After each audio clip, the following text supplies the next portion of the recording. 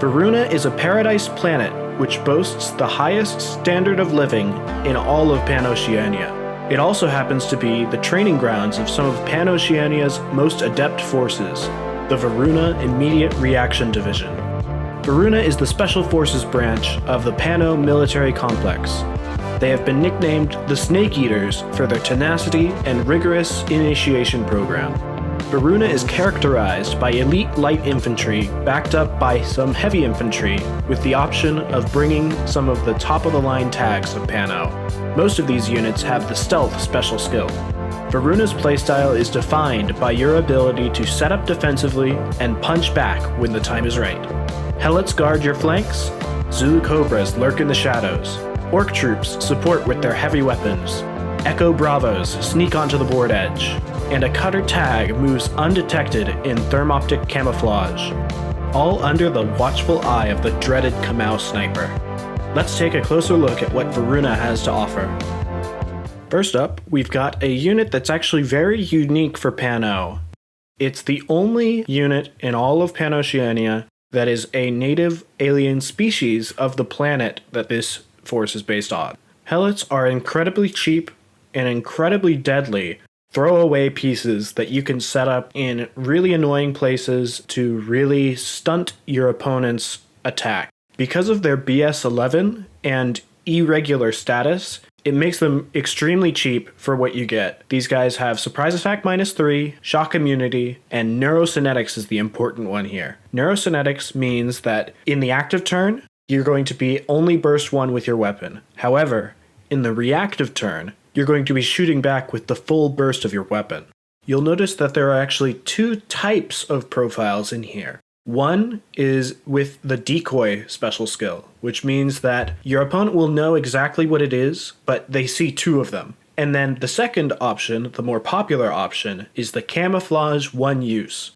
This means that you can have a camouflage marker in your deployment zone, which has to be discovered before shot. You can also use the cover of camouflage to reposition on the board using that irregular order to get to a better location without being shot immediately. Some notable options here, you've got the Shock Marksman Rifle, which is a really solid weapon. It's got really decent range bands, and it's going to have 3 shots with shock, which can help you remove some of the more annoying units that have Dogged or no wounding cap with no immunity. If we want to take that philosophy up to an even higher degree, you can take the Red Fury, which will have 4 shots using shock ammunition. That said, my personal favorite profile here is the 9.5 SWC, submachine gun, and light rocket launcher profile.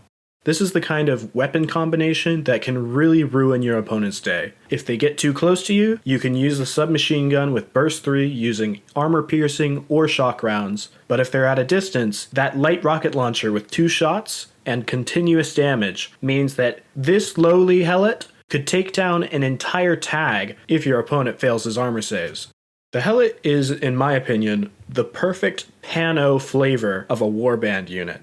Pano is all about shooting, and warbands are all about being annoying and trying to trade up in terms of points. The Helot is perfect for this job because he's got decent BS of 11, and that irregular order means that you don't even care if this guy goes down.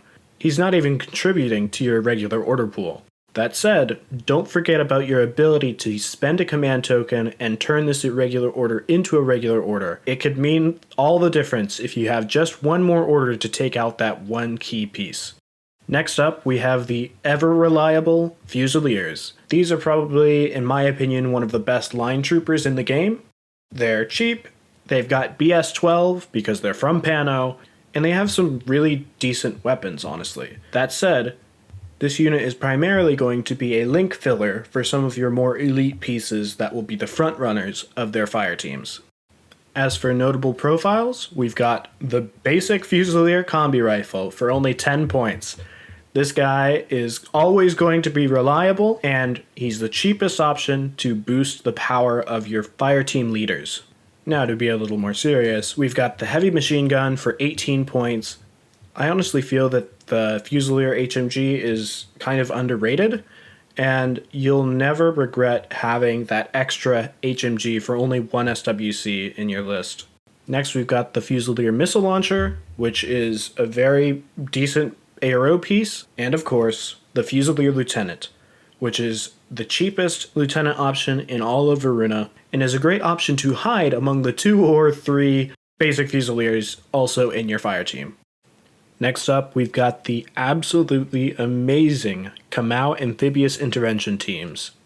This unit's extremely solid with BS 13, Whip 13, only armor 1, but BTS 6 is really important. They've got the ability to form a Harris team on their own. They've got shock immunity, which helps them stay up, mimetism, which is really, really important, stealth, aquatic terrain, and of course they can form a fire team core as well. The most important thing about these guys is that they have wildcard.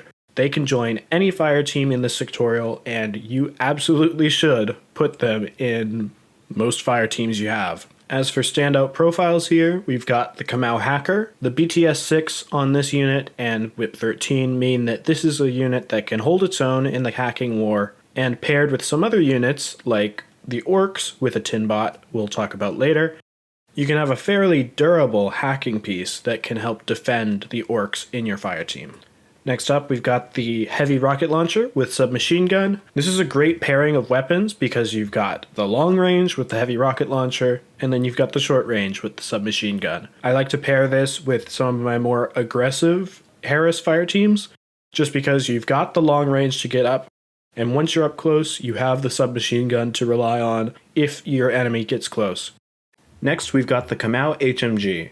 This unit is amazing in a Harris, amazing in a core, and even great on its own. It's a solid gunfighter, and you should absolutely try to fit one in your lists.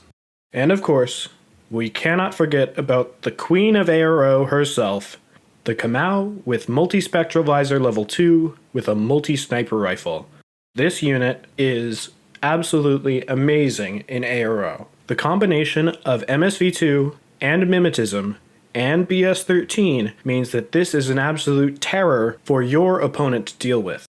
If your opponent is planning to rely on impetuous smoke throwers, they're going to have a terrible time against the Kamau sniper. If she's in a 5-man core fire team and in good range, she's going to be hitting those warbands on 19s with 2 shots. And don't be shy about using her in the active turn either. 3 shots with a damage 15 sniper rifle using double action rounds is going to absolutely shred through your opponent. My general rule of thumb is if you left something out in view of the sniper, it's going to die next turn. One last thing I'll mention is the Forward Observer profile. It actually has triangulated fire as well, which is a really interesting ability which allows you to make a ballistic skill attack at -3 to your BS, but ignoring all other modifiers like cover or visual mods. This gives the Kamau Forward Observer profile the ability to kind of hunt camo in a way, and even take on targets that are a little bit further than its optimal range of its combi rifle. Next up, we've got the Echo Bravo Rapid Reaction Unit. This is a really unique airborne deployment option for Pano because it's the only one that has only parachutists. You cannot spend an order to drop this guy in from the sky. He will always walk in from the table edge. While this can make him a little more predictable for your opponent to deal with, he is no slouch in combat. He's got ballistic skill 13, armor 1, BTS 3, but some really great weapons here.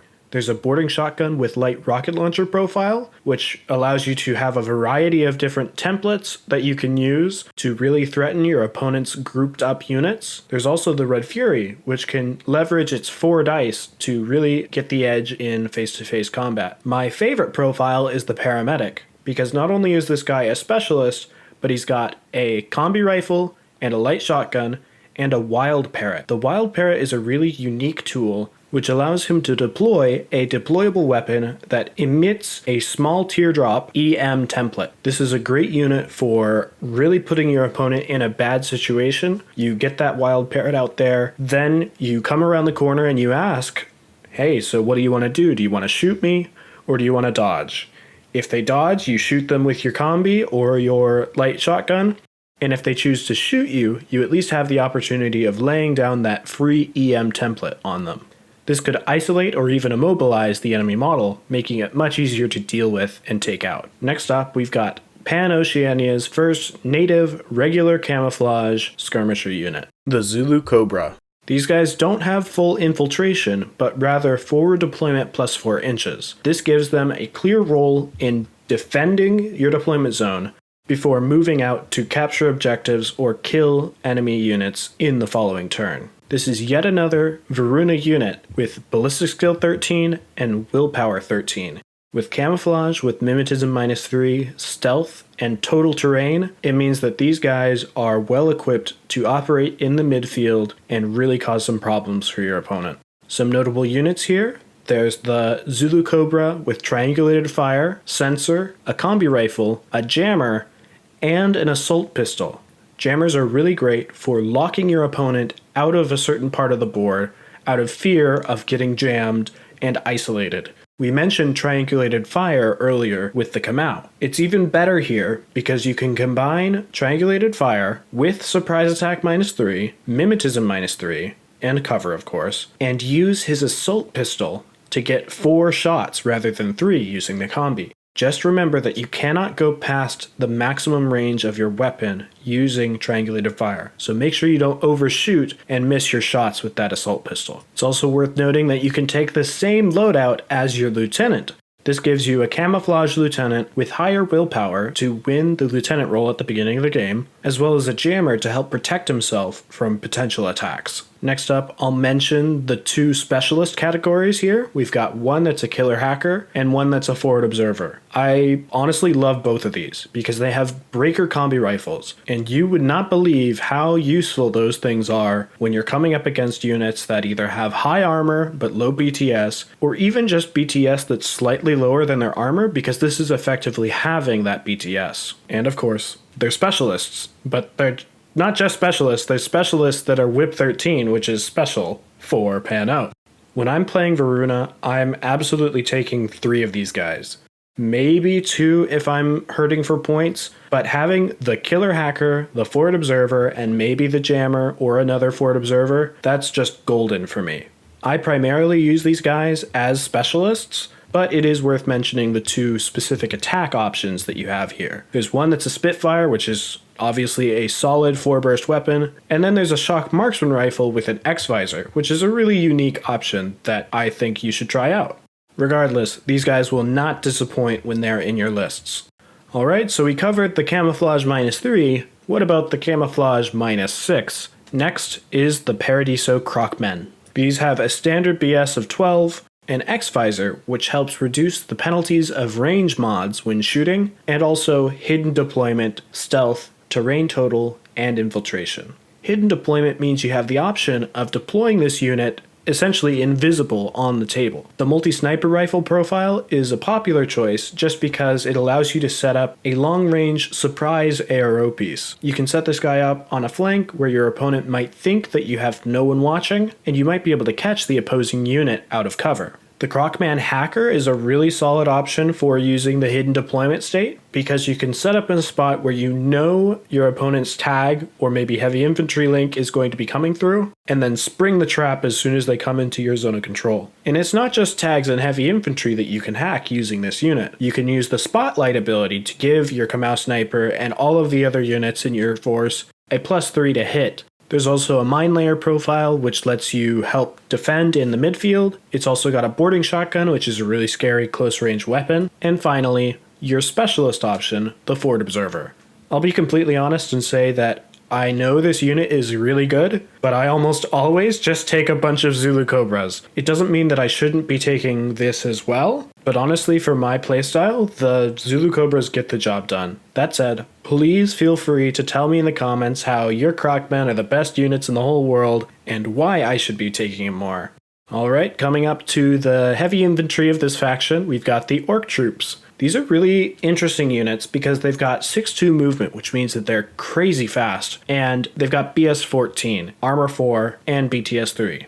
The one thing to watch out for is that Whip 12, which is a weakness. But Orcs are really great for adding some firepower to your links. Varuna Division Orcs are a special type of Orc which gain the Stealth and Terrain, Aquatic, or Jungle special skill. It's important to note that if you want to take up to 2 Orc troops, in a Fusilier fire team, you have to take the Varuna division options for them. Alright, let's focus on some of the key profiles here. There's the Feuerbach, which is a great active and reactive piece. It's really powerful being able to choose between AP plus double action shots or an explosive shot in ARO. This is a great option if you want to beef up your Fusilier fire team in terms of ARO capability. He makes a decent partner for the Kamau sniper. The next profile to mention is the heavy machine gun. It's a solid, high-burst weapon with long-range capability. It's going to be great in either your Fusilier fire team or even an Orc Harris. The final profile I will mention here is the boarding shotgun with a tin bot that brings a firewall -3. This unit absolutely dominates at close range with that shotgun and BS-14, and also offers the rest of the orcs in the fire team a much needed firewall to help defend against hacking attacks. Because the Kamau are wildcards, you can put the Kamau hacker in a link with this tin bot and really boost that potential. Next up, I want to talk about the Montesa Order Motorized Knights. This is a knight from military orders that is operating on Varuna with the Snake Eaters. This is a knight on a motorcycle. What's not to love? He's impetuous, so he never gains cover, but he has mimetism to help with that. Because he's on the motorcycle, he's going to be moving extremely fast at 8-4 movement, and CC 23 with martial arts level 2 means that he's no slouch in close combat. BS 13, Whip 13, Arm 4, BTS 6, and 2 wounds because he is heavy infantry. This is the only heavy infantry on a motorcycle in the game right now, so that's pretty sweet. As for weapon choices, there's a boarding shotgun, a multi-rifle with a chain colt, a Red Fury with a chain colt, and then there's a paramedic option with a boarding shotgun. My go-to has always been the boarding shotgun paramedic, just because it's an extremely fast specialist that can utilize that extreme speed to get up close and hit hard really quick. That said, the Red Fury profile is also a really great attack piece if you've already got the specialist slots filled out for your list. In my opinion, the Knight of Montesa is a really great unit in Varuna because he really embodies that ability to strike back after weathering the attack at the beginning. This unit is great for punishing your opponent for overextending on their active turn. Alright, now we'll start talking about our first character, Fusilier Indigo Bipandra. Bipandra is a Fusilier character who has the Doctor special skill and courage. She has a combi rifle and a nanopulsar and counts as a Fusilier for fire teams. For general doctoring purposes, I would rely more on the Trauma Doc, which is much cheaper. However, Bipandra is unique because she can join the fire team. In that fire team, she can also make a sacrificial play with that nanopulsar. Next up, we've got the wonderful Fusilier Indigo Richard Quinn. This character's great. He's got BS 13, Whip 13, Multi-Spectral Visor level 1, Forward Observer, a Shock Marksman Rifle, and a Flash Pulse, for only 23 points and 0 SWC. He's also a wild card in Varuna, which means that he's a great option to slot into maybe your Fusilier fire team or your Harris fire team. I find that Quinn is really great at being that secondary or tertiary attack piece who can really get the job done if everyone else is starting to go down. He's also special in Varuna because other than the Kamau sniper, he's the only other source of multi-spectral visor in the Sectorial. Because he's a forward observer, he also doubles as a specialist for your link, which is great. Honestly, for only 23 points, this guy's going to be a great pick for almost any link that you can fit him into. And last but certainly not least, we'll talk about Patsy Garnet. Patsy is absolutely one of my favorite Pano characters. She's an Orc Trooper, so she has the base stats of the Varuna Division Orcs, which means that she has stealth and the terrain skill. She also has Fire Team Harris natively, and is a forward observer and NCO. This is such a perfect combination for that Fusilier lieutenant we talked about hiding earlier in the link. No longer is that lieutenant order wasted because that Fusilier can radio into Patsy and say, go, go, go. She has some really solid weapons. She's got the submachine gun, grenades, decharges, and a flash pulse. Don't underestimate those decharges on CC 19. It's enough that anything that tries to attack her in CC and happens to flub the roll, they're not going to get a second chance. The grenades are a really great option because she's Fizz 14, which means that you could be on the other side of a wall and spec fire a grenade over the wall against some enemies, +3 for range, -6 for spec fire, means that she's still going to be hitting on an 11, which is really scary. Patsy is an awesome choice for classified objectives just because she covers so many on her own. She's a forward observer, she has decharges, and she's a heavy infantry. All this being said, Patsy is my go-to for when I'm making a Harris fire team in Varuna. Pair her up with an Orc boarding shotgun and the Kamau HMG, and they will absolutely shred. Next up, I want to briefly talk about the Varuna Division Machinist. This is your standard engineer from Pano, but this guy gets the benefit of having Mimetism -3, Stealth, and Aquatic Terrain. In addition, he can join any fire team core or Harris of Kamau. This is a really great cheap link option to cheapen that link while still getting some really good use out of a great specialist with decharges. One of my favorite Harris teams in Varuna is the Kamau HMG, Patsy Garnett, and the Varuna Division Machinist. It's a really awesome team of long, medium, and close range, and together they can all accomplish many classified objectives. Alright, the last units we're going to talk about today are the tags. You can't have Pano without some great tags.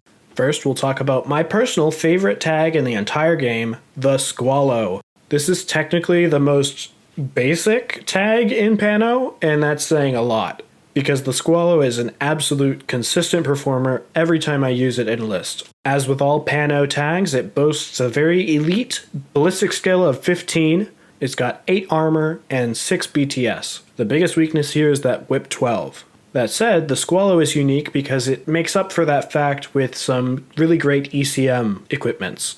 It has an ECM guided -6, which means that guided weapons are going to suffer a -6 to shoot at you, and more importantly, an ECM hacker -3, which means that any hacking attacks that come into you are going to suffer a -3. All Pano tags are remote presence, which is really great because it gives it multiple levels of unconscious and the ability to reroll when you make engineering checks on them. There are 3 main profiles here, each with 2 separate subclasses.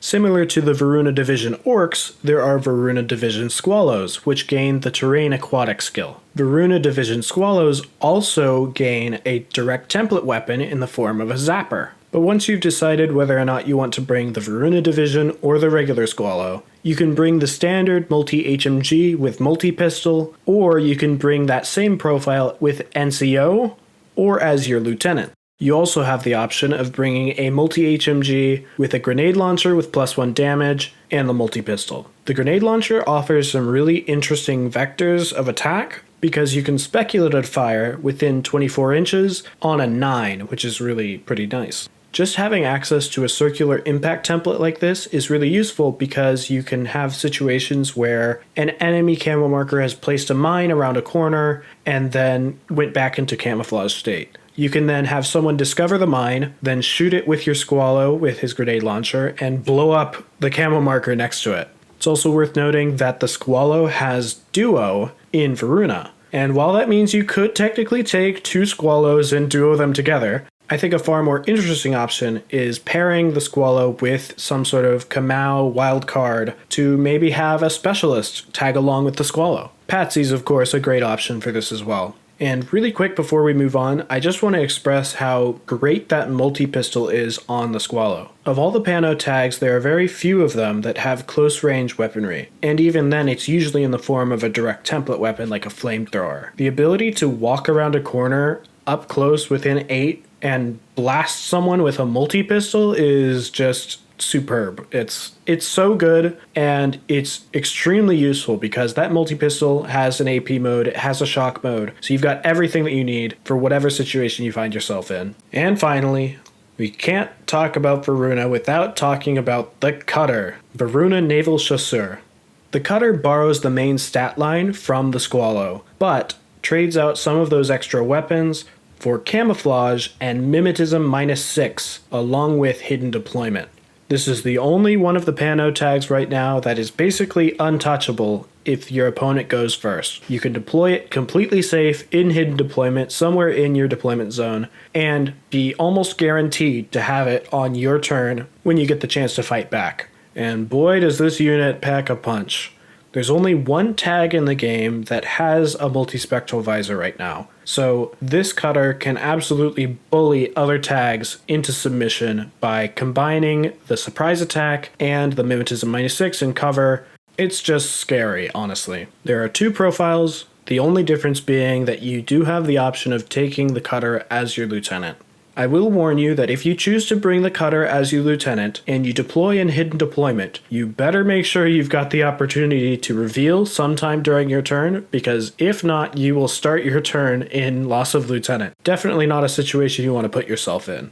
Other thing to watch out for is that this unit does not have any close range weapons to speak of. There's no template weapon, there's no pistol, and it's just got a basic CCW. Because of this, the cutter is best operated with your opponent's models well beyond arm's reach. This is practically the definition of long-range fire support. In general, just be careful with your movement, that you're not overextending because you don't want to get hacked, and make sure that if you have the opportunity, you either go into suppressive fire at the end of your turn or re-camouflage. Well, that's all we're going to be talking about today. I will say I absolutely love Varuna. They play really well with my playstyle of being really defensive in the beginning and then pushing out and attacking when it's my turn. The Kamau sniper is absolutely notorious, as always. She's worth her weight in gold. You will not be disappointed.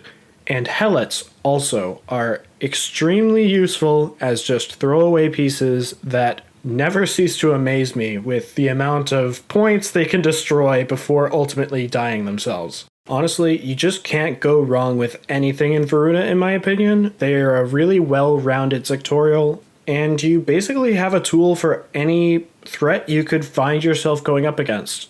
Let me know in the comments if you enjoyed this video and want to see more, and please hit the like and subscribe button. It really helps us out, and we want you to see our videos first. Thanks again for watching.